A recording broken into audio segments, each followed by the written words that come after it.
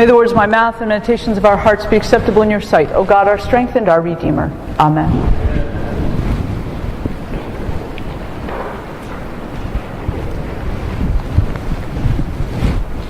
Last summer, when we were in Navajo land, we celebrated Eucharist with the congregation that was gathered there, and from youth that had come from all over the reservation. They were getting ready to move on to the Episcopal youth event.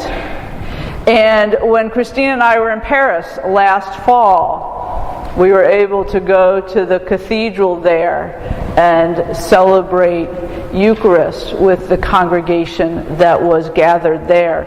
And our Bishop Diane has been the jet-setting bishop the last few weeks. I think she is now in the Philippines and has been sending greetings back because she visited the parish that was the home parish of one of the priests who is now in the Diocese of Los Angeles. And she traveled to the Philippines from Korea, where she had spent more than a week worshiping and meeting with lay people and clergy and bishops in South Korea. And I think the church in Uganda just consecrated a new archbishop who said that he wanted the church to spend the next decade studying the Lord's Prayer. I was like, wow, an entire decade studying the Lord's Prayer. They're looking for some pretty deep theology. And it's amazing to me that people all over the world gather together to worship. And especially if they're Anglicans or Episcopalians, the worship looks almost exactly the same as our worship here on Sunday morning. Although I do have to tell you, the consecration of that archbishop took 6 hours. And I don't think there was a break for lunch. 6 hours. It's like, wow, I hope people brought snacks and a bottle of water.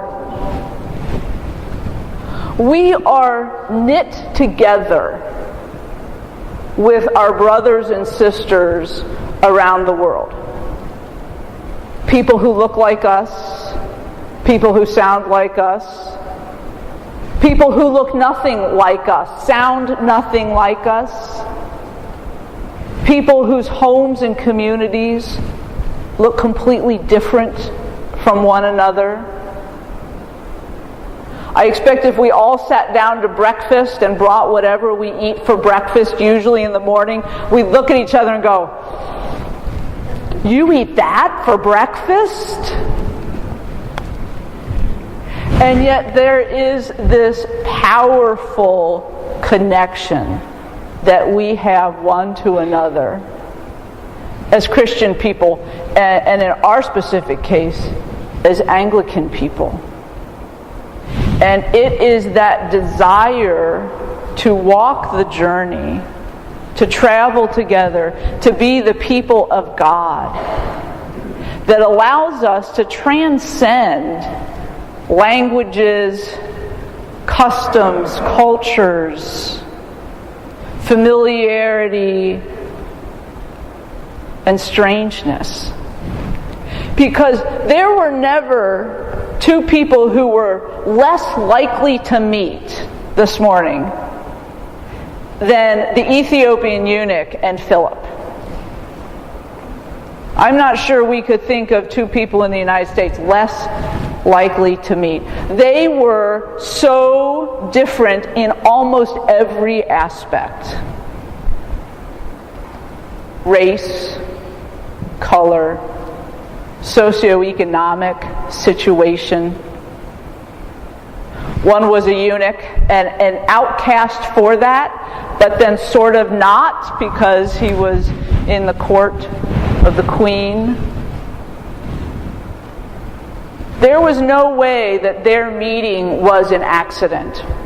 And in fact, the Acts of the Apostles tells us it was not an accident. You know, the angel taps Philip on the shoulder and says, "Head down the road." And then he taps him on the shoulder again and says, you need to talk to the guy in the chariot. Philip would have never approached the chariot. He would have expected actually to be beaten and maybe even killed for approaching the chariot. And yet God had invited him to meet with this man, whom Philip would have never approached on his own. That man crossed every line, basically had every taboo that would have been known to a good Jewish man. And yet God invites them together because the Ethiopian eunuch, who's never named, has a burning thirst to learn more about God. God has placed it in his heart to read the Scripture. But he cannot understand it. He has no context. He has no history. He has not been immersed in that Scripture since he was a child, as Philip was. He needs someone to guide him. And so God provides that guide in Philip. And this man has enough humility to say, how can I understand it if no one guides me? I have no way to know what's being said. And he invites Philip to sit down next to him. This would never ever happen. And Philip opens for him not just the prophet Isaiah, and yet shares the good news of Jesus Christ with him as well. And the eunuch is so deeply moved by that conversation with Philip, so deeply feeling God burning within him, that he gets baptized right then and there. Pull the carriage over. I need this blessing, this deeper relationship with God right now. And Philip, you can do it. And so the Ethiopian eunuch is baptized. And then I love it how Philip just disappears. And we hear nothing about how that story continues. As is so common in the Bible, there's a single interaction and then the story moves on. We assume that the Ethiopian returned home. And God was so burning within him that he preached the good news. He shared what had been offered to him, what he had learned. Maybe he brought hundreds and hundreds of people into a new life in God because of the encounter he had with someone that was completely different from him. And Philip travels on his way to continue his good work of preaching and teaching. And yet, in that moment, the two of them were drawn together by this burning love of God and this deep desire to learn what it was God was asking of them, wanting to teach them, inviting them into. They come to abide in one another because of that need for God, that invitation. And so both of our readings in the gospel lesson and in our epistle, which is the first letter of John, have this theme of abiding and love. And it's not an accident that they got put together this morning. They got put together so that we could not miss the way in which we are invited to weave our lives together.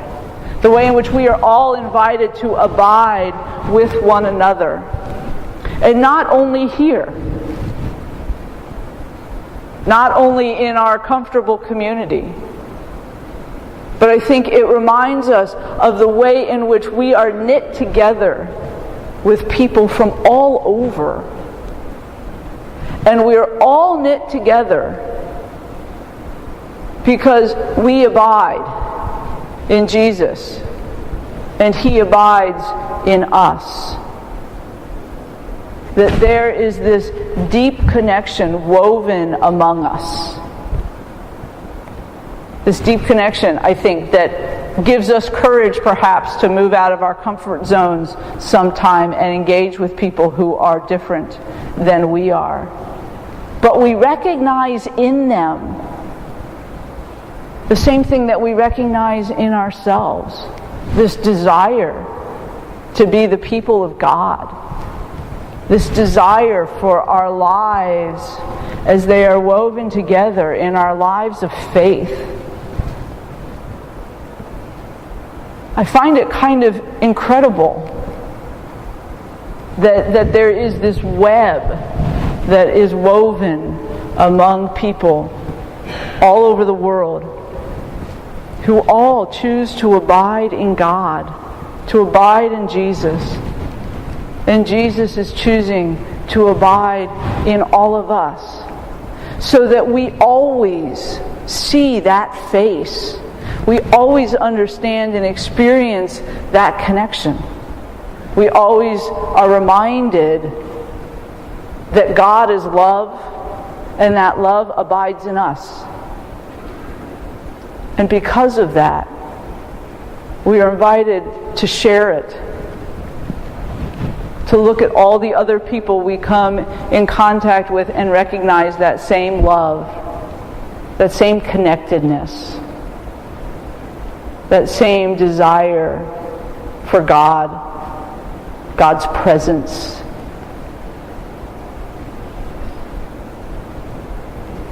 And the Acts of the Apostles throws together those two completely different and disparate people in a way basically saying, if they can do it, you can do it.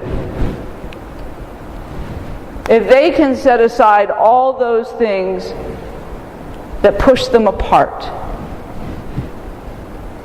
then we should be able to do the same. And we can do it because of the love of God. Amen.